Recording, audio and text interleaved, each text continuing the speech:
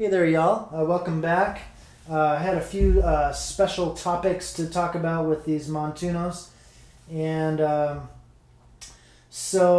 going to go back to a montuno that we looked at with the one chord dominant vamp. We did that in D dominant. And so I'll refresh your memory. One of the montunos was like this, and then we're going to change that and make it minor. So I'll play it back in the regular dominant version to refresh your memory. A one, a two, a one, two, three, four.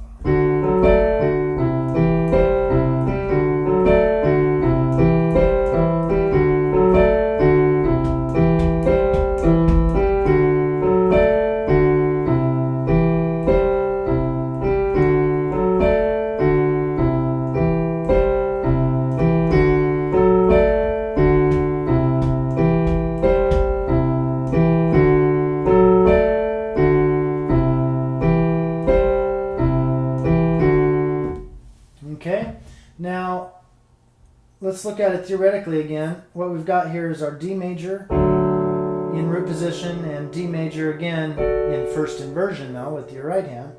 And then we're going down to a C major. So it's like,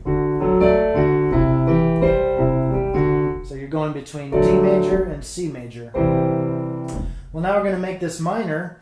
Hand position is going to be the same though. So D minor in root position, D minor in first inversion. Okay, all we did was flat this third, right? Okay, and then the second part of our montuno is going to go down to a C dominant seventh. So overall our notes are, that's a C7.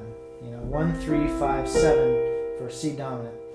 And, again, I apologize if I'm going too fast for some people or too slow. I'm trying to strike a balance, so bear with me if it's too fast. Try to rewind it and watch it. If it's too slow, sorry. Anyway, okay, but we're going to make this minor now, so I'll play the montuno in minor. Pretty much the same montuno, it's just a slight variation, but we're in minor now. So 1, 2, 1, 2, 3, 4.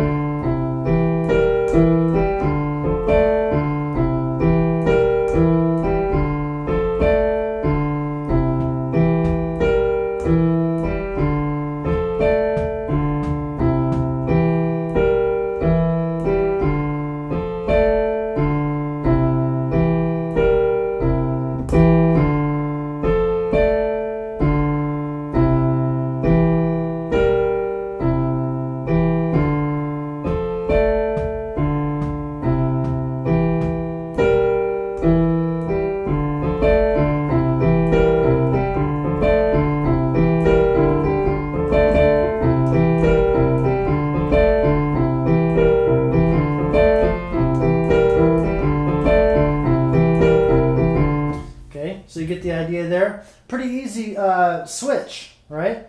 From major to minor.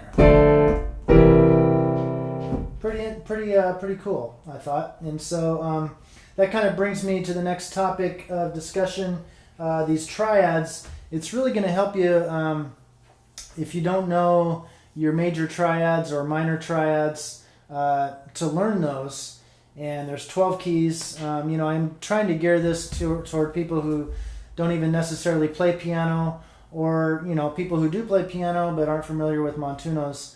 But if you're not familiar with your 12 major scales and your major and minor triads and their inversions, it's just a recommended thing to do. It's really going to help you out a lot as far as your ability to take these montunos and play them in other keys.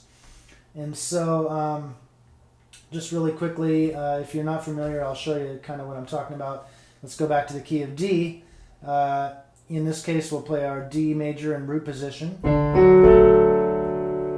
we're just talking theory here, so there's our D major triad.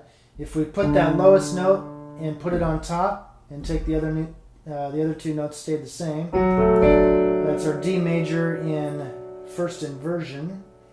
and do the same thing. Take that lowest note, put it on top. That's D major in second inversion.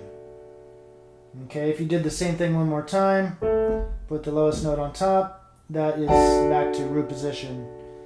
Okay, so there's your triads. You have a root position, you have a first inversion, and a second inversion.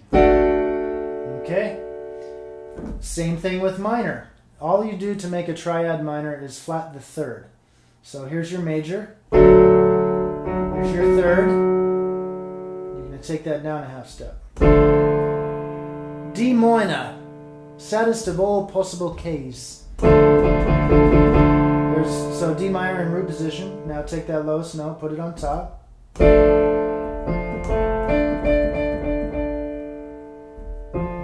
do the same thing, put the lowest note on top. There's your second inversion. Okay, D minor in second inversion.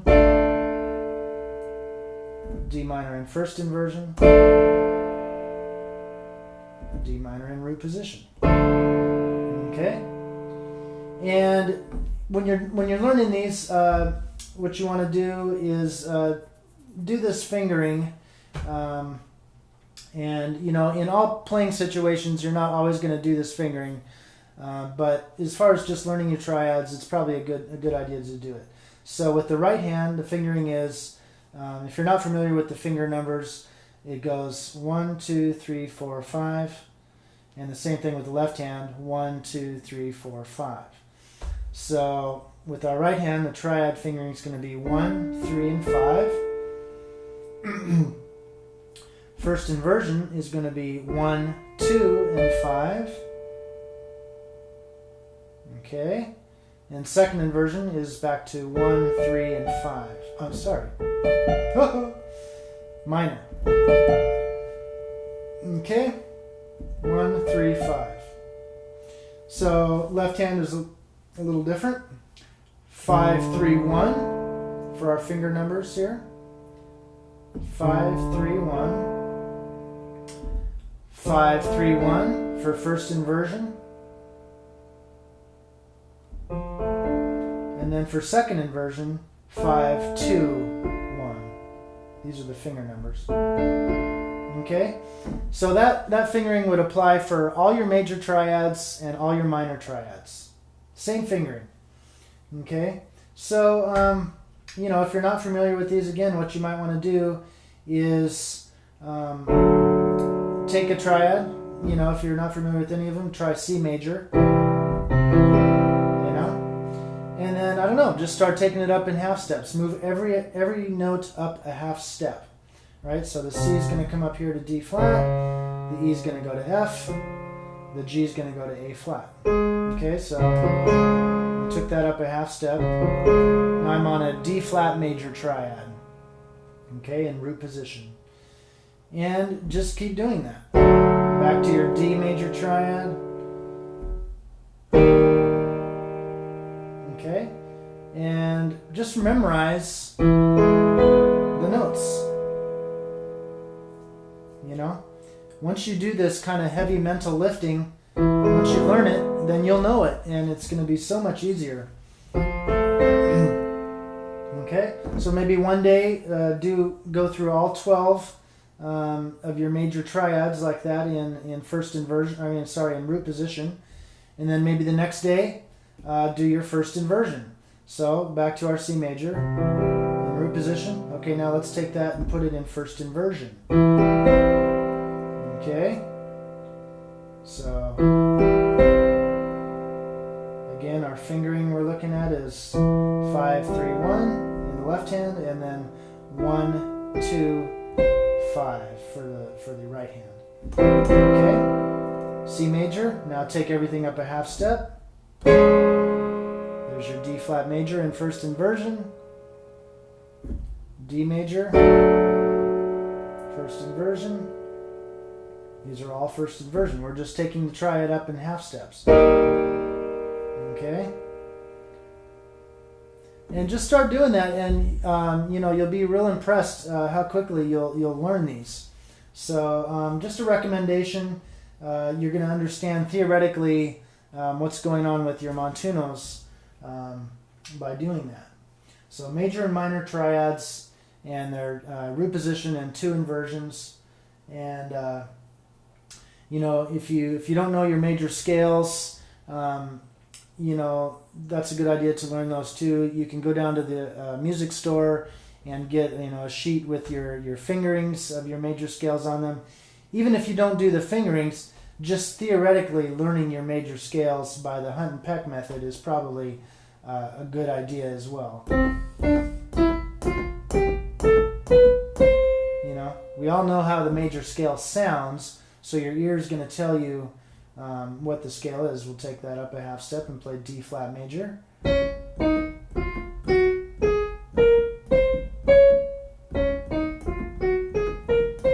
It's a good idea to get in the habit of doing the fingering, and you can learn that from the sheet you can get at the music store. It'll have all your major scale fingerings. But even if you're just doing it to learn the theory of the major scale, or to learn the notes in a major scale,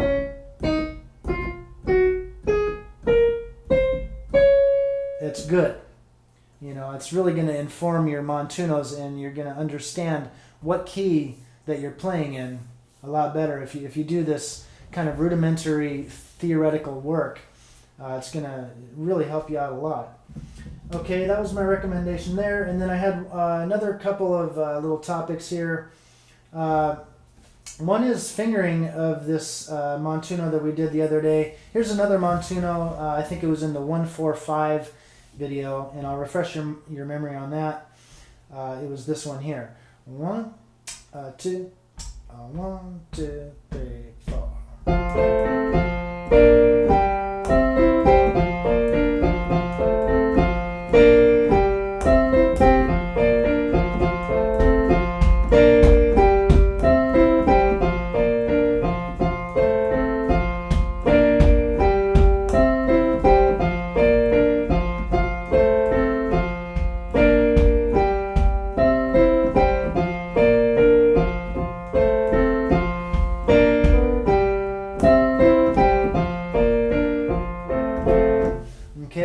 To bring that up again because I noticed in the video I was doing this. I was pointing out a certain fingering thing, but I'll show you what I was doing. I was going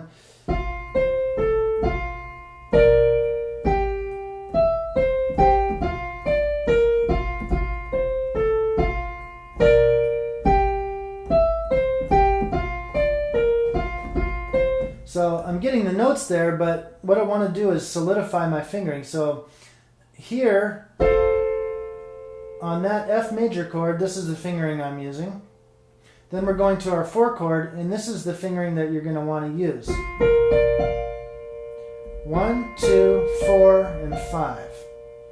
And then when you're up here on this inversion, here on the C major, the same thing. 1, 2, 4, and 5. And this is opposed to using your middle finger there. I want you to use your 4th finger. Just get in the habit of this. Whenever you see a triad like that, in that inversion, no matter what key it is, say we're playing that in B, same thing, B flat. This is a 2nd inversion, you know, but we're playing 4 notes now instead of the 3-note triads we were just doing. But now we're playing triads as well, but we're putting, you know, the next note above. So in that 2nd inversion, that's a good idea for fingering. Just as far as, you know, the ergonomics, you know, or the hand, you know, whatever, however you want to call that, it's just a good idea. This is, you know, classical technique. So in the video, I'm bringing this up because I was doing that, and then I was coming here and I was playing that with my 3rd finger. But really, our principle here is when we're doing a triad in this inversion, I should try to use my 4th finger there. I was talking about it on the C, but since this B flat is the same inversion, I want to use the 4th finger there too. So this is what that's going to look like if we do that system. 3, 4.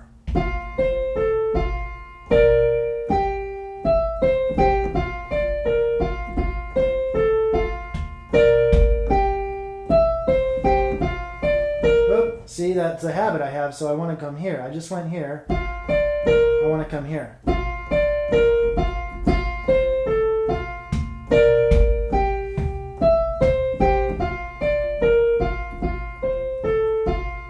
Oops, sorry.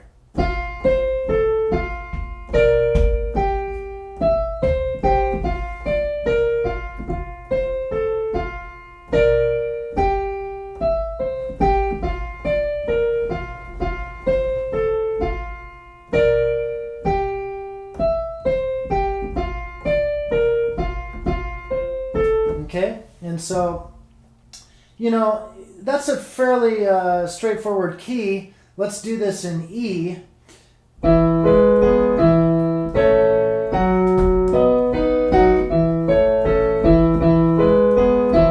Sorry.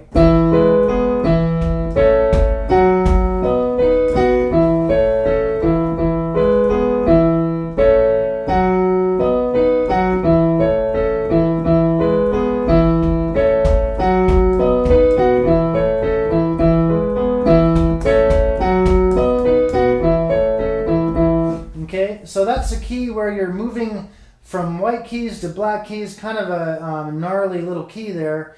And so that's where this principle of using that fourth finger on those inversions is really going to help you even more. You know, and this F key, you know, you're going to be able to get away with certain things a little bit more maybe. But I just want to say it's a good thing to get in the habit of, so that when, especially when you're in these more gnarly keys, you're using this fourth finger when you're doing that second inversion.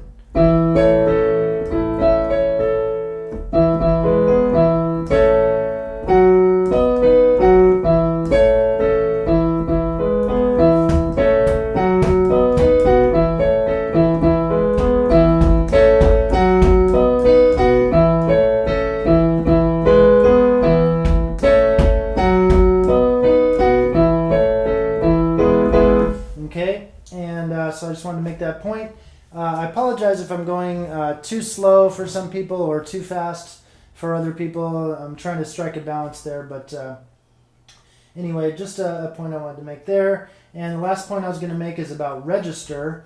You know, when you're playing in the context of a group, you know, you're going to be playing in some of the middle register area with your montunos.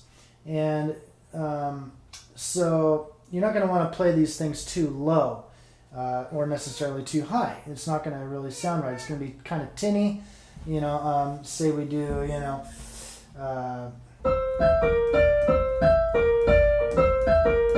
we're not probably going to be doing a montuno up there. You know, maybe if we had a 2-octave split or something, you know, that's a little more normal, I guess you'd say. But the point is, it's kind of like tinny up there. Same thing in the lower register. It's going to be kind of muddy. You know, back to our D.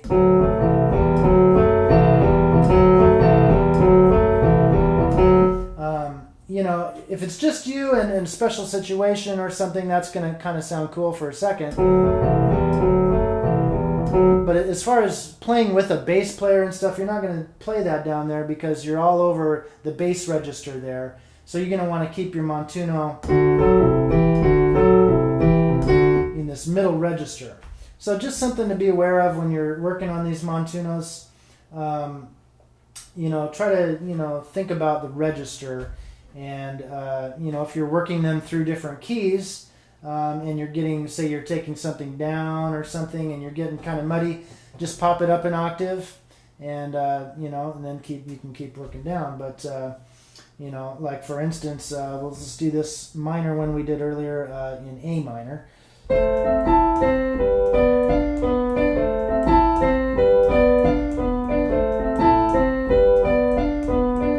That's a pretty nice register.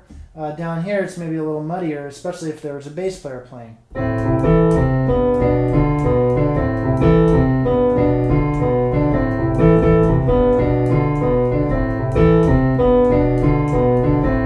Okay, so just a point on register there, and all right, there's the special topics. All right, thanks for listening.